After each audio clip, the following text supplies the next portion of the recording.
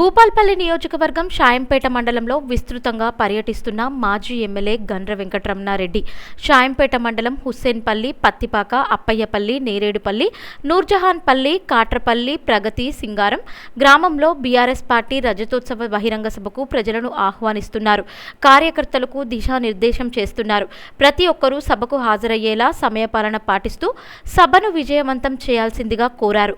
ముఖ్య కార్యకర్తల సమావేశంలో భూపాల్పల్లి మాజీ ఎమ్మెల్యే గండ్ర వెంకటరమణారెడ్డి పాల్గొన్నారు.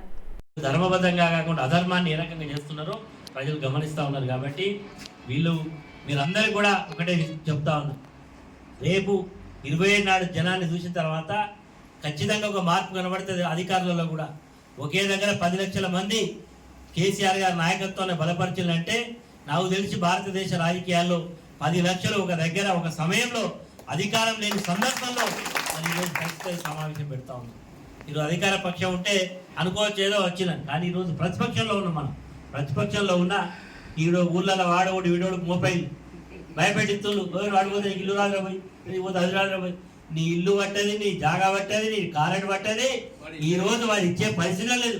ఈ రోజు 3000 ఇల్లు ఎంతమంది ముక్కలు పెడతాడు? ఒక్కొక్క గ్రామంలో 500, 400, 300 లిస్టు చదివేలు. మరి లిస్టు చదివేలు తప్ప ఇళ్ళ శాంక్షన్ చేయడం లేదు. రేషన్ కార్డుల లిస్టు చదివేలు. ఎందుకు ఇస్తలేరండి రేషన్ కార్డు? ఎందుకు ఇవ్వట్లేదంటే సమాధానం లేదు. మొన్న ఏదో కొత్త పల్లె ఎత్తుకున్నారు, సన్న బియ్యం ఇస్తాను, సన్నాయి నొక్కున్నారు. నువ్వు ఇచ్చే సన్న బియ్యంలో దాదాపు 20%, 30% నూకలు ఎత్తానని ప్రజలు చెప్తా ఉన్నారు. అంటే చిత్తశుద్ధి లేదు వీళ్ళకు. అది ఏది చేసినా కేవలం ముక్కుబడిగా చేస్తూ ఉన్నారు.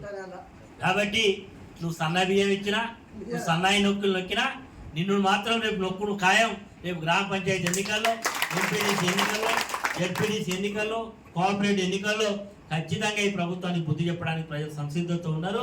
వీళ్ళు అనుకుంటా ఉండొచ్చు ఏదో మేము అధికారం శాశ్వతంగా ఉంటాం. ఈరోజు అరే బాబు నీ కుడిచే శాశ్వతంగా ఉండే పరిస్థితి లేదు.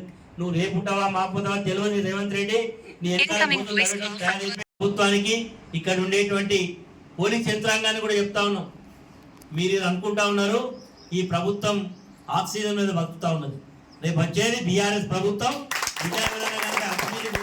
వివరిస్తే మా డైరీలో పేర్లు అన్ని కూడా నోట్ అవుతా ఉన్నాయి. హైదరాబాద్ మొదలు పెట్టుకొని ఈరోజు మండల స్థాయి వరకు. ఎందుకు చెప్తా ఉన్నామంటే మీరు ఉద్యోగాలుగా చేయండి తప్ప ఒక వ్యక్తికి ఒక పార్టీకి అనుకూలంగా వ్యవహరిస్తే మాత్రం సరైన పద్ధతి కాదు. మేము కూడా 10 ఏళ్ళ అధికారంలో ఉన్నాం కదా, తప్పుడు కేసులు పెట్టమని చెప్పినామా? అన్యాయంగా కేసులు పెట్టి జైల్లో పెట్టమని చెప్పినామా? ఎవరైనా తప్పు చేస్తే మీరు చట్ట ప్రకారం చేయమని చెప్పినాం. ఏదైనా మా దృష్టికి వస్తే కూడా ఒకవేళ మా కార్యకర్త తప్పు చేసి వచ్చినా ఇది తప్పు కదనా బాబు, ఇట్లా చేయకూడదు కదా అని చెప్పడం జరిగింది. ఈరోజు కూడా పోలీస్ అధికారులు ఆ రకంగా వివరించాలి. ఈరోజు రెవెన్యూ అధికారులైనా, ఈరోజు ఇరిగేషన్ అధికారులైనా అందరూ కూడా నిష్పక్షపాతంగా వివరించాలి. ఈరోజు ఎక్కడైనా చెరువులో మట్టి తీయాలని ఒక వ్యక్తి పోతే బీఆర్ఎస్ అయితే వద్దు, కాంగ్రెస్ పార్టీ అయితే ముద్దు అనే పద్ధతిలో చేస్తూ ఉన్నారు. ఇది చట్టం ఎక్కడ చెప్పిందని చెప్తా ఉన్నాం. కాబట్టి మిత్రులారా నా దృష్టికి తీసుకురండి. నేను ఖచ్చితంగా మీకు కనుక అండగా నిలబడి అవసరమైతే పోలీస్ స్టేషన్ ముందర ధర్నా చేయడానికి గతంలో నేను ప్రతిపక్షంలో ఉన్నప్పుడు కూడా ఎప్పుడైనా అన్యాయం జరిగితే ముందుండి పోరాటం చేసినాం. ఈసారి కూడా మీకు భరోసా చెప్తున్నా. ఈరోజు ఎవరైనా మితి మీరు వివరిస్తే చేయాల్సినటువంటి న్యాయ పోరాటం చేస్తాం, ధర్మ పోరాటం చేస్తాం, ఖచ్చితంగా ప్రజల పక్షాన పోరాటం చేస్తాం, కార్యకర్తలకు అండగా ఉంటాం అని సందర్భంగా తెలియజేస్తూ కేసు పెట్టి నేను చెప్తా ఉన్నా. ఈరోజు ఈ ప్రభుత్వానికి నిజంగానే పోలీస్ స్టేషన్లను ఎస్ఐలను కాకిని నమ్ముకున్న వాడు కాటికే పోయిన పార్టీ తప్ప ముందని వెళ్ళాలి. మీరు అనుకుంటా ఉండొచ్చు కాకీలను పెట్టి బీఆర్ఎస్ పార్టీ కంట్రోల్ చేస్తామని. మొన్న అసెంబ్లీలో చెప్తాడు రేవంత్ రెడ్డి, నేను తలుసుకుంటే కేసీఆర్ కుటుంబమే ఉండదు, అందరు చెల్లపేరు జైలు ఉంటారని.